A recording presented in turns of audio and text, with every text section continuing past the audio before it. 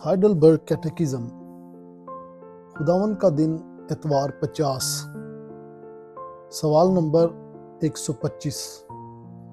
रूबानी दुआ में मौजूद चौथी दरख्वास्त का क्या मतलब है?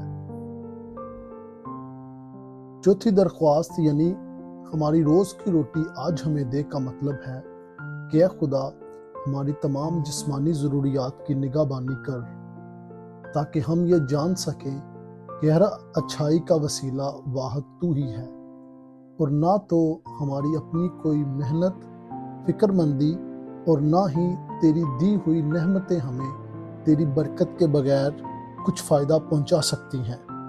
इसलिए हमारी मदद कर, ताकि हम मखलूक़ात पर भरोसा करना छोड़कर सिर्फ तुझ पर ही भरोसा करें।